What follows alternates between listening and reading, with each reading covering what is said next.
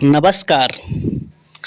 आपको बताने जा रहा हूँ आला, ऊधल, मलखान, ढेबा, ब्रह्माजीत ये कौन थे बताया जाता है। आज मैं आपको इसमें बताऊंगा कि ऊधल की मृत्यु कैसे हुई, मलखान की मृत्यु कैसे हुई, वो आखिरी लड़ाई कौन सी थी, 52 गढ़ों को जीता था। कहते हैं महाभारत के युद्ध के बाद ये दोबारा आला ऊधलों का ऐसा युद्ध हुआ जो धरती पर 12वीं शताब्दी में हुआ था। कि जो आपको बता दें, जो पांडव थे उनका अधूरा पीरियड रह गया था कि वो ही आला, ऊधल, मलखान, ढेबा, ब्रह्माजीत इन लोगों ने अवतार लिया पांडवों का। कहते हैं इन लोगों ने घनघोर युद्ध किए। आज मैं आपको उन्हीं का जीवन परिचय थोड़ा सा संक्षेप में बताने जा रहा हूँ। अगर मुझसे कोई गलती हो तो माफ़ करना।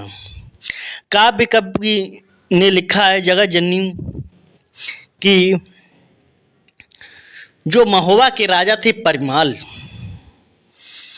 महोबा के राजा परिमाल थे, उनके पास 2 सेनापति थे। सेनापति दक्षराज, भक्षराज जो बनाफर कहे जाते थे, जो गाय चराने वाले चरवाह होते थे, ये बंजारन समुदाय से भी ताल्लुक़ रखते थे। इसीलिए बंजारा समुदाय इन लोगों को बनाफर मानता था। ये दक्षराज, भक्षराज जो 2 सेनापति थे, उनके पुत्र थे आला, ऊधल। उनकी देवी नंदन, उनकी माँ थी देविका, और परमाल की रानी मलिना। और इसमें आपको बताते चलें, एक चुगलखोर मामा माहिल जो हमेशा ऊधल और आला से ईर्ष्या करता था, इन लोगों को मरवाना चाहता था। उसने चुगलखोरी में कभी कमी नहीं की। उसका हमेशा लक्ष्य था इन लोगों को मरवाना, इनकी बर्बादी करवाना। दोस्तों, दक्षराज, बक्षराज जो सेनापति थे राजा परिमाल के, उधर मांडवगढ़, माड़ोगढ़ जो कहते हैं राज्य, वहाँ का राजा बघेल, उसने महोबा पर आधी रात में चढ़ाई कर दी थी। कायरों की तरह चोरी से जब चढ़ाई की थी, तो जब दक्षराज, बक्षराज ने युद्ध किया, सोते पे, जब वो सो रहे थे, सोते पे राजा बघेल के सैनिकों ने उनकी गर्दन काट ली थी। उनका सिर काटकर अपने यहाँ बट वृक्ष के पेड़ पर उनकी खोपड़ी को लटका दिया था, सिर को लटका दिया था, जिससे कोई उनके राज्य की तरफ आँख उठाने की कोशिश ना करे, कोई देखने की कोशिश ना करे। उधर दक्षराज, भक्षराज की मृत्यु होने के बाद में आला, ऊधल इनका जन्म हुआ। आला, ऊधल धीरे धीरे बड़े होते गए। जब इन लोगों की मात्र केवल एक 16 साल की अवस्था में इनकी उम्र थी, 5 लोगों ने साथ में शिक्षा ग्रहण की। आला, ऊधल, मलखान, ब्रह्माजीत, ढेबा, 5 भाइयों ने मिलजुल कर शिक्षा ग्रहण करी, युद्ध सीखा। लेकिन एक दिन मामा चुगलखोर आ जाता है परमाल के दरबार में, जो रौरई का राजा था, परमाल का साला लगता था। वो कहता है, ऊधल तुम्हें पता है तुम्हारे पिता को किसने मारा था? तुम्हारे पिता को राजा बघेल ने मारा था, जो माड़ोगढ़ में है। आपके चाचा श्री और पिता श्री की गर्दन को उसने पेड़ में टांग रखा है। जब तक उनका अंतिम संस्कार नहीं होगा तब तक उनकी आत्मा को शांति नहीं मिलेगी। ये बात सुनकर कहते हैं बार बार, 12 वर्ष को ताजीबे, 12 वर्ष को ताजीबे, 13 वर्ष जिए सियार, 18 वर्ष क्षत्रिय जीवे, उससे अधिक जीवे तो धिक्कार। कहते हैं क्षत्रिय को जब तक युद्ध की चुनौती नहीं मिलती है तब तक उसका रक्त खौलता रहता है। हे मेरे प्यारे दर्शक बंधु, इतनी बातें सुनकर राजा परिमाल मना कर रहे हैं चुगलखोर मामा महल को, मगर वो नहीं मान रहा है। जब ये बात उनके कानों में पहुंची तो कहते हैं कैसे गड़े मुर्दे उखाड़ रहे हो। ये बात सुनकर ऊधल चला जाता है अपनी धर्म की महा मल्ला के पास। मल्ला से कहता है, मल्लिना पूरा हाल सुनाती हैं। और उसकी महती जो देवकी वो भी कहती हैं, बेटा ये सब युद्ध मत करो। दोस्तों, वो नहीं मार रहा था। मल्ला को मालूम था कि वो नहीं मानेगा। मल्ला ने उसे युद्ध के कारण बताए, जब तक कोई स्त्री पर कभी हाथ मत उठाना। जो सैनिक जिस दुश्मन पर अगर हथियार ना हो तो उस पर हाथ मत चलाना। जो कोई अगर भाग रहा युद्ध की भूमि से तो उसे मत पकड़ना। धर्म का युद्ध पाठ पढ़ा दिया मल्ला ने। राजा परमाल से अनुमति मांगी, अनुमति नहीं दी कि तुम 16 साल के बच्चे हो, तुम क्या करोगे जाके। उसके महल के चारों तरफ खाई खाई है, लोहे का दीवार है, चारों तरफ खंदक ही खंदक है, उसमें मगरमच्छ हैं, तुम क्या करोगे जाके। उसने कहा, इसके राजा ने कहा इसके लिए बुद्धि भी होनी चाहिए। उसके बाद में 5 लोगों ने योजना बनाई। योजना बना के सबसे पहले उन्होंने ऋषि मुनियों का भेष बदला और कपड़े पहनकर अपनी माँ के पास पहुँचते हैं। माँ ने स्वागत किया। माँ अपने बच्चों को नहीं पहचान पाई। वहाँ से युद्ध की अनुमति लेकर सेना को लेकर पहुँच जाते हैं। माड़ोगढ़ की सीमा पर पड़ाव डालते हैं। अब कहते हैं आपस में विचार, कहते हैं क्या उसका सेनापति एक अपने में किया जाए। तभी वो आपस में विचार करते हैं। ढेबा कहता है, ढेबा पोथी का ज्ञाता था, कहा ऐसे नहीं। वहाँ भी 5 लोग बाबा का भेष बनाकर चलते हैं, राजा के दरबार में घूमते हैं और भजन गाते हैं। महल में प्रवेश करते हैं और देखते हैं। द्वारपाल उसे रोकता है कि कैसे आए हो। तो वो कहते, मैं हरिद्वार से आया हूँ, रास्ते में तुम्हारा नगर पड़ा, मैंने कहा घूम लूँ। जब उसको देखते ही देखते अंदर पहुँचे, उन्होंने देखा कि 2 सिर लटके हुए हैं। उनका रक्त खौल गया, लेकिन आपस में समझाया आला ने उसे। अंदर पहुंचकर महारानी के महल में पहुंचे, महारानी को प्रणाम किया। महारानी ने कहा मुझे भजन सुनाओ। दोनों लोग भजन सुनाने लगे, 5 लोग। कोई आला ने अपनी ढपली बजाई, सार और बांसुरी बजाई, ढोलक निकाला, किसी ने खूब भजन सुनाए। उसके बाद कहा, क्या देखना चाह रहे हो। तो उन्होंने कहा, मुझे आप अपने राजमहल के परिक्रमा लगा दो। तभी जो वहाँ की महारानी थी, उन्होंने अपनी बेटी से कहा, इनको परिक्रमा लगा दो। परिक्रमा लगाने के लिए घूमते घूमते पहुँच जाते हैं। जहाँ पे पहुँचते, जहाँ पर एक सुरंग थी, वो सुरंग एक बबूल के वन में निकलती थी। उसने कहा, मैं इन्हें गुप्त रास्ता नहीं बताऊंगी। तभी उधल ने दिमाग लगाया, कहा तो मुझसे कुछ छिपा रही हो।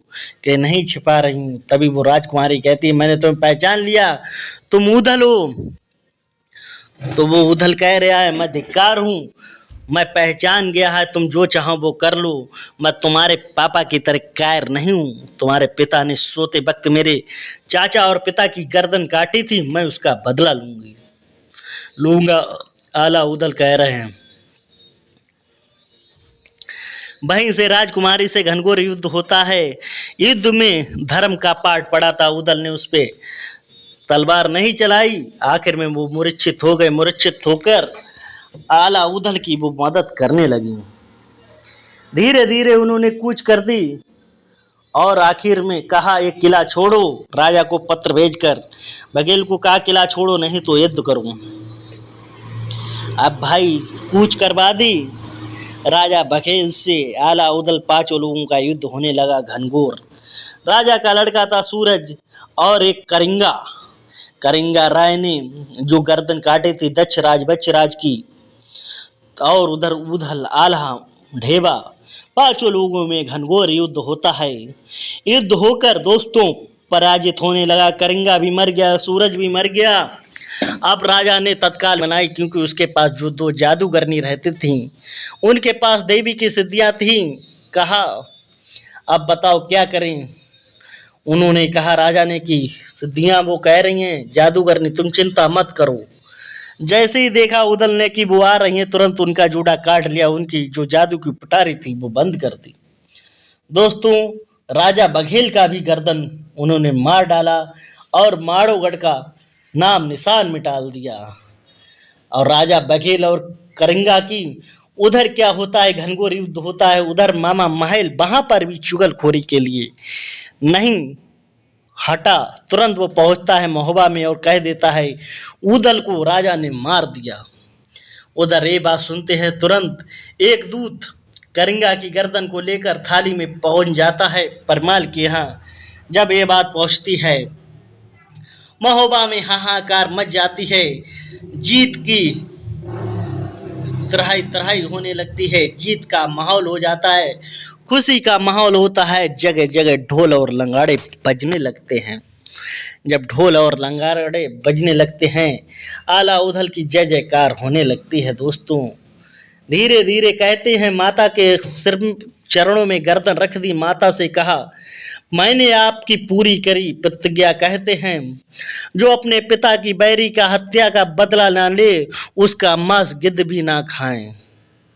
तो दोस्तों जब उन्होंने बदला ले लिया उसके बाद में क्या होता है दोस्तों, थोड़ा दिन और बीतने के बाद में यही नहीं थमा। अब एक दिन मलखान बैठे हैं और वो महल कह रहा है मलखान तुम्हें कुछ मालूम है, जो ये सिरसागढ़ है ये आपके पिताजी का राज्य था। राजा के पृथ्वीराज ने इस पर कब्जा करके पार्थ को राज्य पाट दे दिया। ये बात सुनकर मलखान को आंखों में बहुत गुस्सा आया।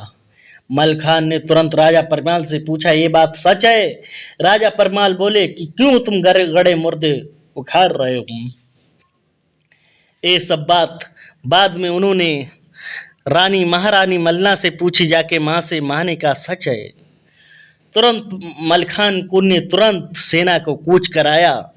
तुरंत सिरसागढ़ पर हमला बोल दिया। हमला बोलकर पार्थ को वहां से निकाल दिया। पार्थ को निकाल कर और वहां पर मलखान ने कब्जा कर दिया। दोस्तों आपको बताते चलें, अब यहाँ की बात यहीं पे छोड़िए, अब आगे क्या होता है। जब उन्होंने सिरसागढ़ पर राज्य कर लिया उसके बाद जब सिरसागढ़ पर विजय का प्राप्त कर ली, उदल बोला चलो सब कुछ जीत लिया है, अब गंगा स्नान करने जाएंगे विदुर की घाट पर। जब विदुर की घाट पर स्नान करने के लिए चल दिए, आला मना करता रहा लेकिन वो नहीं माने। परमाल से भी आज्ञा ली। अब इंदल उनका भतीजा वो बोला चाचा मैं भी चलूँगा।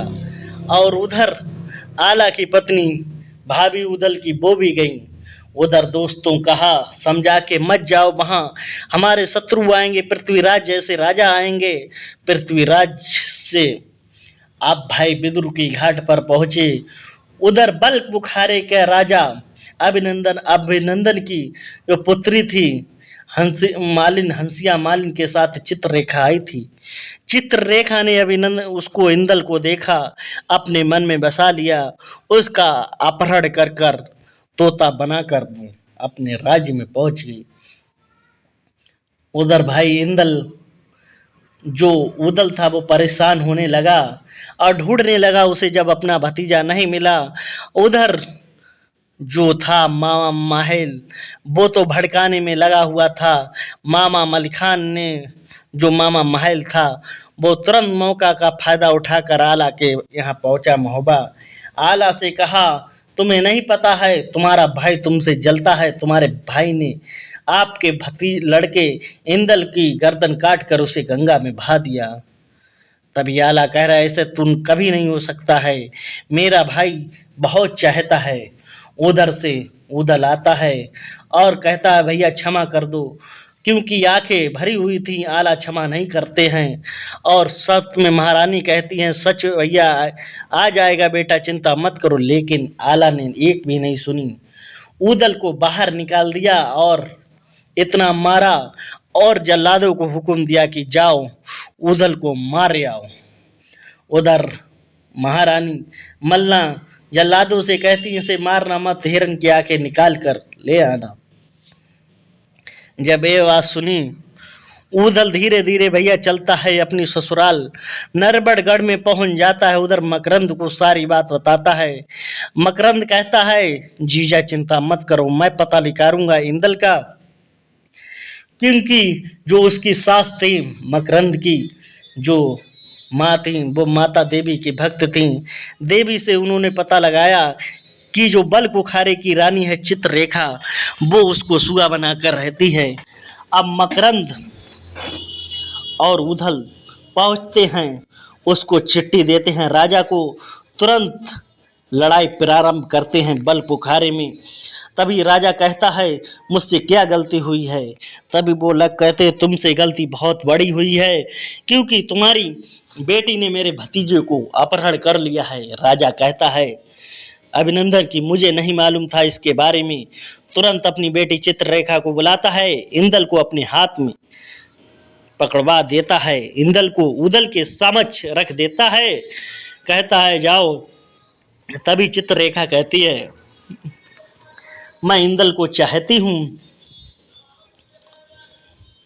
इंदल से प्यार करती हूँ, इसलिए मैं इंदल से ही शादी करना चाहती हूँ।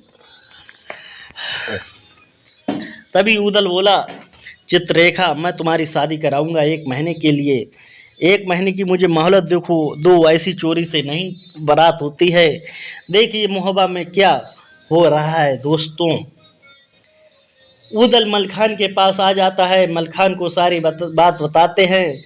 उधर इंदल अपने पिताजी के पास चला जाता है, पूरे जश्न का माहौल हो जाता है दोस्तों। धीरे धीरे उसकी भी शादी हो जाती है इंदल की। अब गंधर्व 5 घोड़े देते हैं, गगन बेग, जिनके अलग अलग नाम थे, पवन बेग, वायु बेग, इंदल उदल सबको एक एक घोड़ा प्रदान करते हैं दोस्तों। उधर मलखान जो मामा महल होता है, वो कहता है रानी मल्ला से, बहन तुम्हें पता है उदल ने जो घोड़े लिए हैं, वो घोड़े महोबा पर कब्जा करने के लिए लिए हैं, राजा को मारने के लिए लिए हैं। तभी वो कहती, मल्ला कैसी बात, भैया तुम कैसी बातें कर रहे हो, कि ये बात सच है, तुम घोड़े मांग कर देखना। दोस्तों राजा परमाल को भी भर दिया। राजा परमाल ने कहा कि तुम हमारे राज्य से निकल जाओ। वो बोले, भैया बोले महाराज तुम्हें मुझ पर संदेश है। मैं तो बोले तुम घोड़ा दे दो। बोले घोड़ा नहीं दूंगा। तभी इंदल कहा, परमाल ने राजा परमाल ने उदल से कहा, तुम ऐसे नहीं मानोगे तो तुम समझो, अगर तुम हमारे राज्य में रहोगे, अगर स्त्री के साथ सोओगे तो अपनी बहन के साथ सोओगे, अगर पानी पियोगे तो गाय का रक्त पियोगे, और अगर खाने में खाओगे तो मांस खाओगे तुम।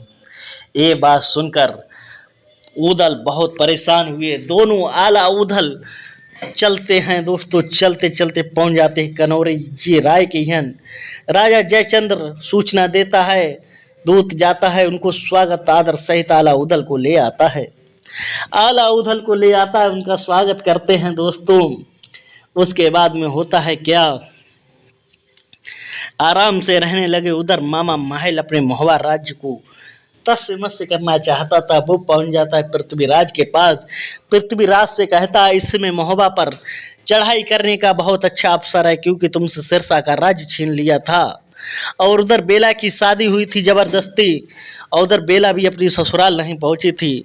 महोबा ने पत्र, जो वहां के सेनापति थे चामुंडा राय, उन्हों से पृथ्वीराज ने पत्र भिजवाया राजा परमार के लिए कि मुझे तुमसे युद्ध करना है। दोस्तों, परमाल के यहाँ पास में जब चिट्ठी पहुंची, परमाल परेशान हो गए तो ब्रह्मा को बुलाया। ब्रह्मा बोला कि मैं तो आला उदल के बिना युद्ध नहीं लड़ सकता हूँ, महोबा तैस मैस हो जाएगा।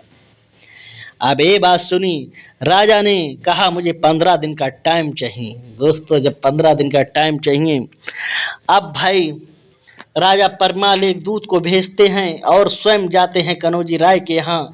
आला उदल से क्षमा मांगते हैं, उन्हें अपने सम्मान सहित अपने राज्य को बुला लाते हैं।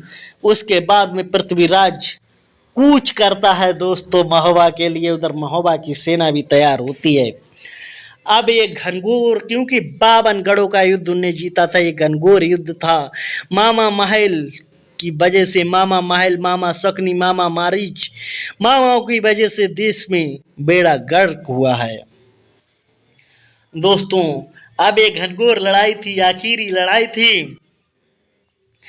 चामुंडा राय और आला उदल सबसे लड़ाई हुई। दोस्तों, उधर क्या होता है, उधल पे ऐसा लग रहा था जैसे भैरव सवार हो, उधल की मृत्यु आ रही हो, जो चारों तरफ सबका बार ले रहा है मगर तलवार नहीं चला रहा है। उधर चामुंडा राय के सेना का नायक था, चारों तरफ से घेर लिया उधल को, और उधल को जैसे ही उसने भाला मारा, उधल की छाती में लग गया। उधर दोस्तों छाती में लगा, बलखान और उधल की वहीं पर मृत्यु हो जाती है। और आल्हा बेहोश पड़े हैं, उन्हें गुरु गोरखनाथ उठा ले जाते हैं, उन्हें नाथ की उपाधि दिलवाते हैं। कहते हैं आला उधल देवी के भक्त थे मैहर देवी, जो भारत के राज्य मध्य प्रदेश के सतना जिले में मैहर तहसील में स्थित है। मैहर नाम इसलिए देवी का पड़ा है क्योंकि वहाँ माँ का हार गिरा था, वहाँ पर हार गिरा था, इसलिए मैहर देवी की महिमा अनंत है। बताते हैं शाम को गेट बंद होने के बाद में सुबह ऐसा लगता है कि वहाँ पर पूजा की हो। कहते हैं आज भी आला सबसे पहले पुष्प माँ को चढ़ाते हैं, माँ की पूजा करते थे। ये थी आला उधल की आखिरी लड़ाई। आपको कैसी लगी?